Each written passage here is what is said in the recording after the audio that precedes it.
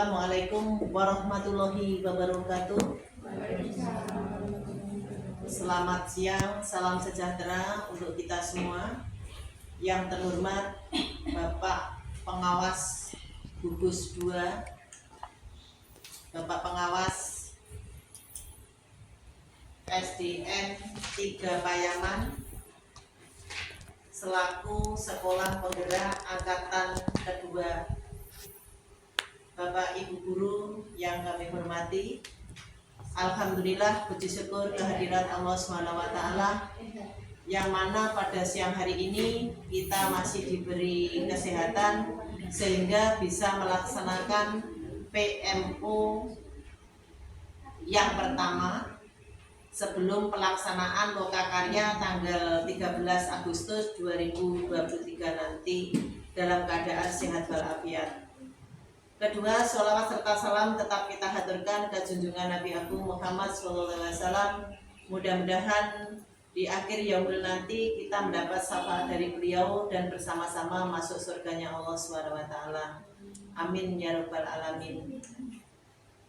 Bapak Ibu yang saya hormati, beserta Bapak Pengawas, Bapak Juari SPD MPD, pada siang hari ini saya melaksanakan PMO yang pertama, PMO level sekolah dengan topik pembelajaran dan asesmen.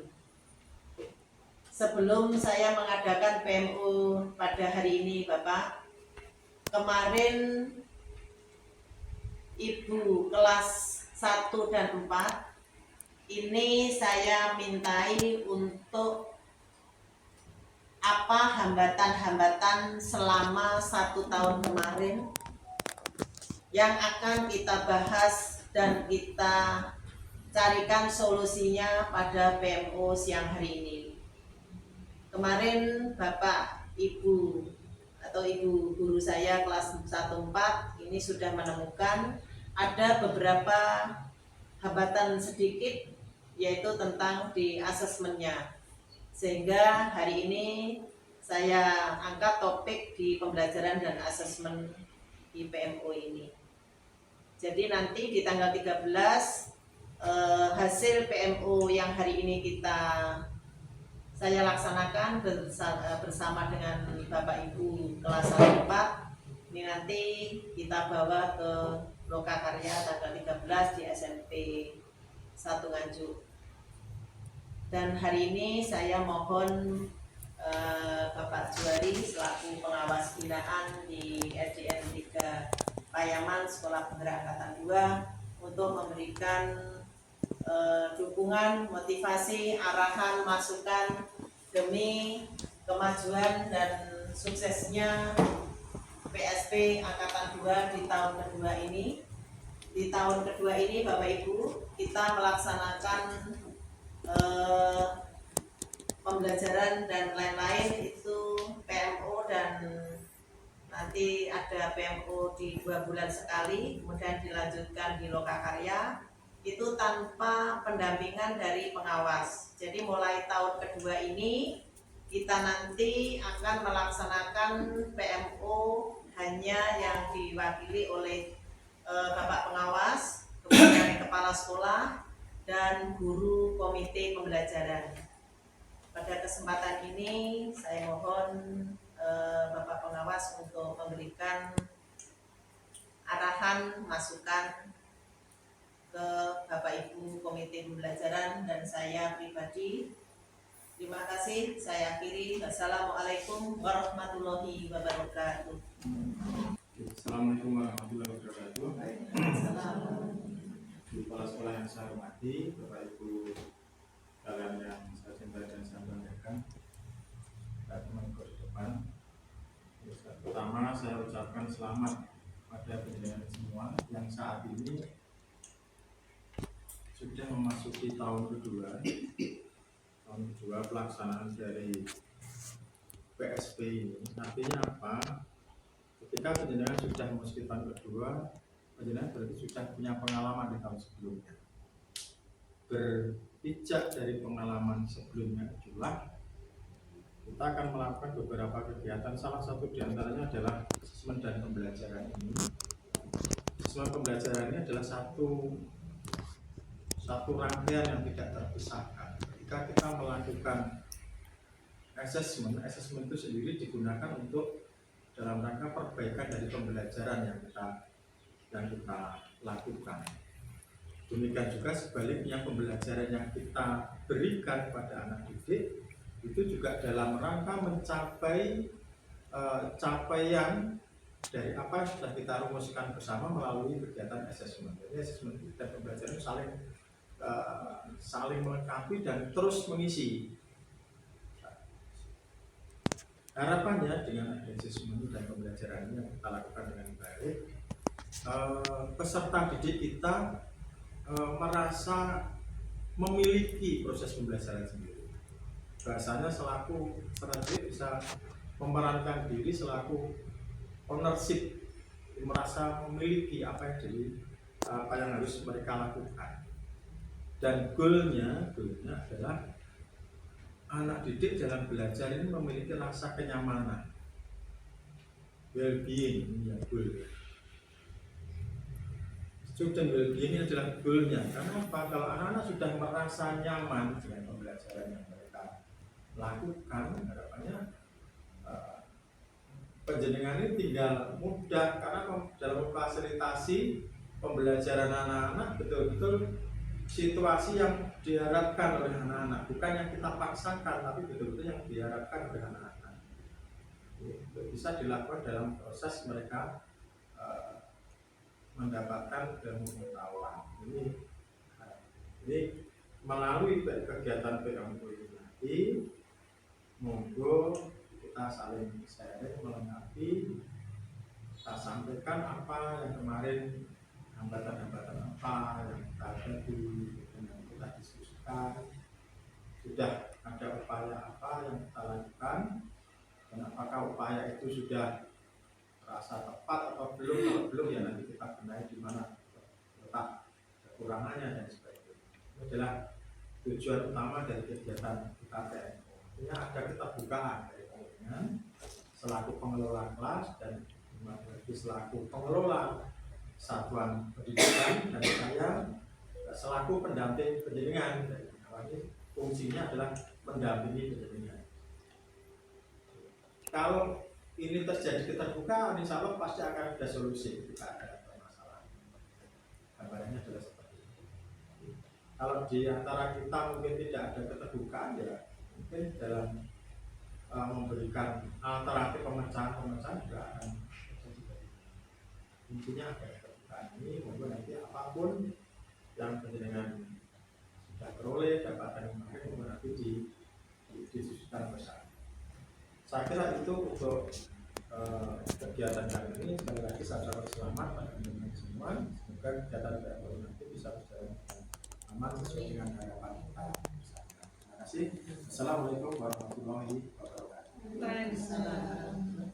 Bapak Ibu yang saya hormati, untuk PMO pada pertama ini hasil dari refleksi Bapak Ibu kemarin, yaitu tentang pembelajaran dan asesmen yang dihadapi di tahun pertama, sehingga ini di PMO akan saya angkat tentang pembelajaran dan asesmen satuan pendidikan dan pendidik, yaitu yang pertama diberikan kebebasan untuk mengembangkan pembelajaran, perangkat dan asesmen sesuai karakteristik dan kebutuhan peserta didik dan asesmen di satuan pendidikan atau daerahnya.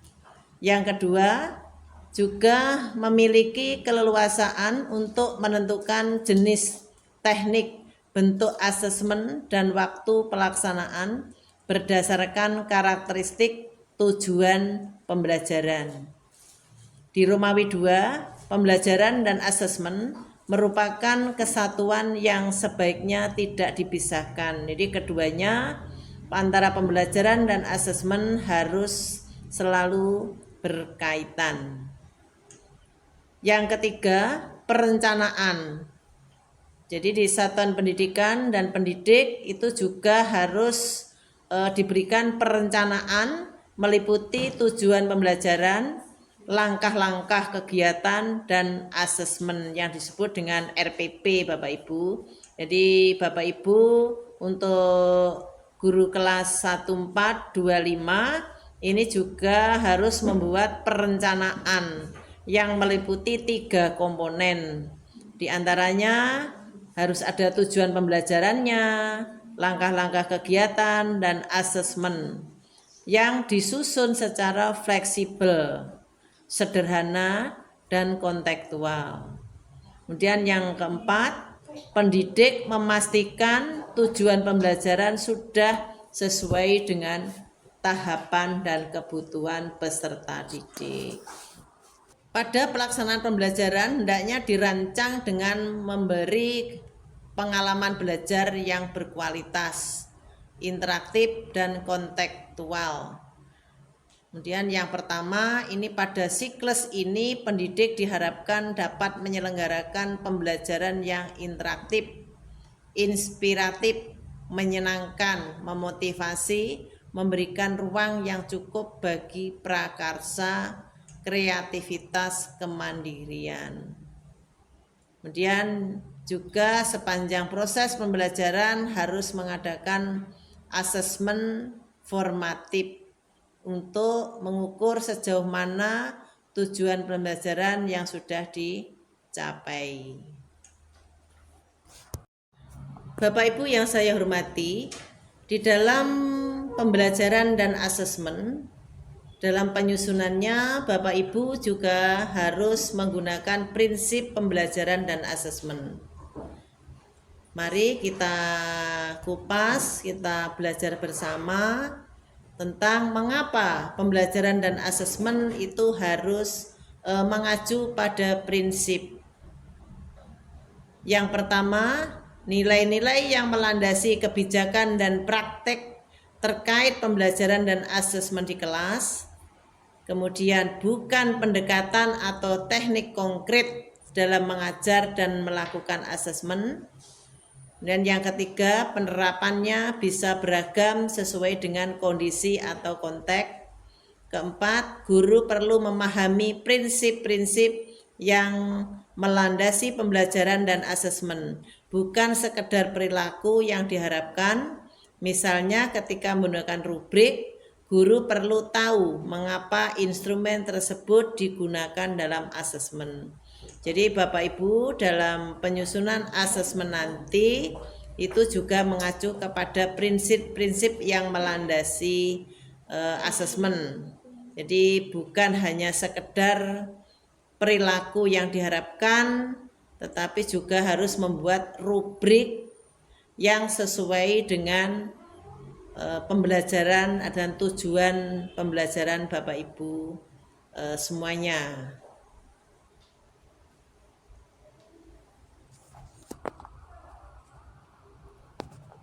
Kemudian prinsip pembelajaran ini digunakan untuk apa Bapak Ibu? Jadi tolong ini untuk Bu Aning, mengapa di dalam pembelajaran kita menggunakan prinsip pembelajaran?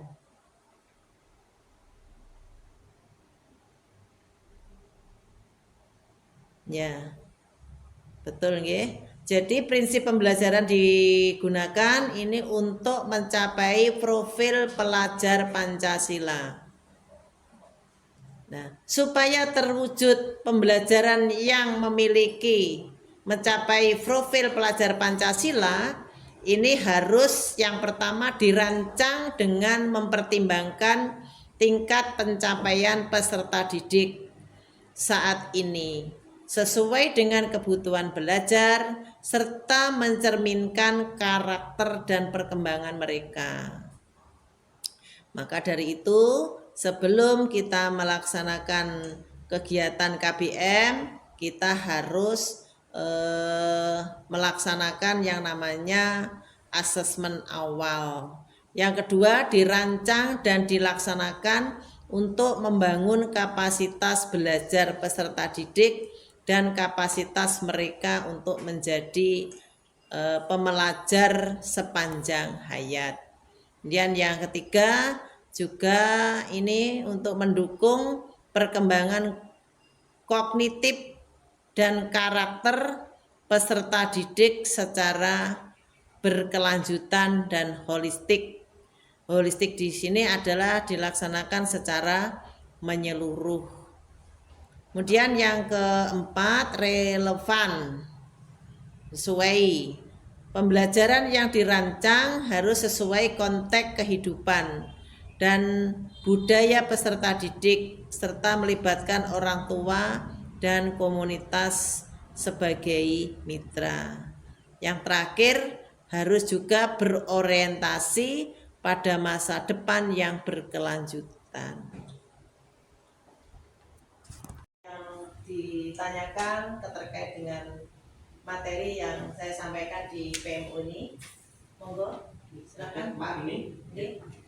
Terima kasih atas waktu yang diberikan.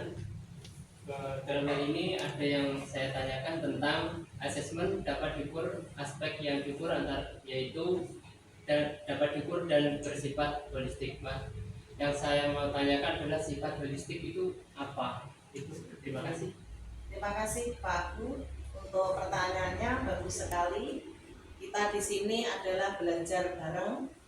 Jadi apa yang sudah kita laksanakan di tahun pertama kemarin, memang kesulitan kita terletak di asesmen kita. Jadi di tahun kedua mari kita perbaiki bersama-sama, kita pecahkan persoalan di hari ini. Nanti di tahun kedua akan lebih baik lagi. Untuk pertanyaan dari Pak Abu, ini asesmen dapat mengukur aspek yang diukur dan bersifat holistik.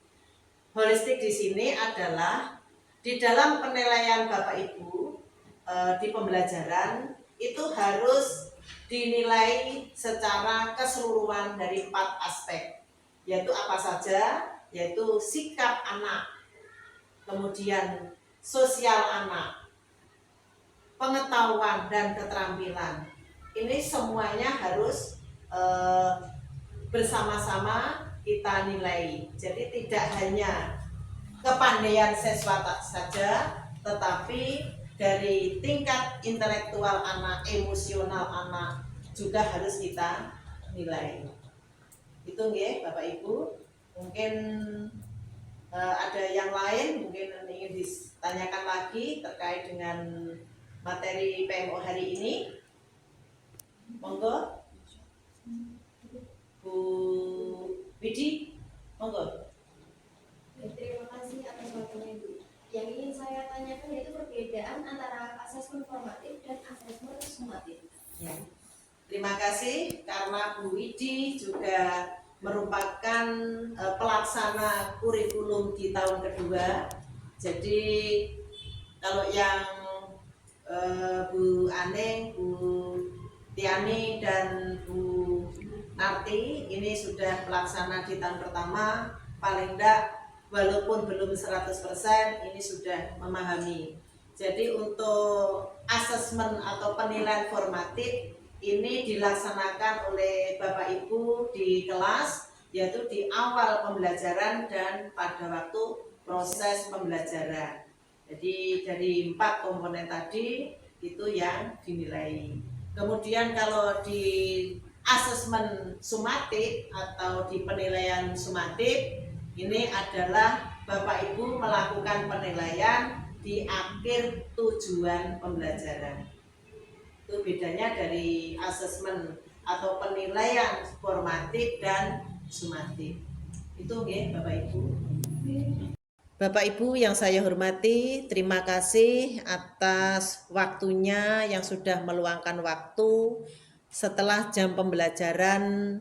Memang untuk kegiatan PMO yang pertama ini untuk mengawali lokakarya nanti di tanggal 13 Agustus 2023 yang bertempat di SMP 1 Nganjuk.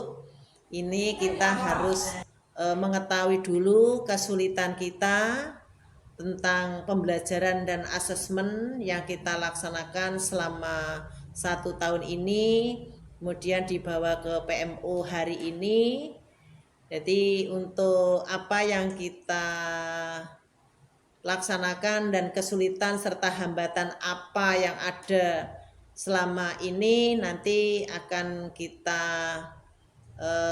pecahkan bersama di PMO, kemudian dibawa nanti ke Lokakarya tanggal 13. Mudah-mudahan waktu atas penjenengan yang kita laksanakan hari ini dicatat oleh Allah Subhanahu wa taala dan diberi kesehatan. Mudah-mudahan kita selalu sehat dan dapat melaksanakan kegiatan belajar mengajar dengan keadaan sehat walafiat. Saya akhiri, ihdinas siratal mustaqim. Wassalamualaikum warahmatullahi wabarakatuh.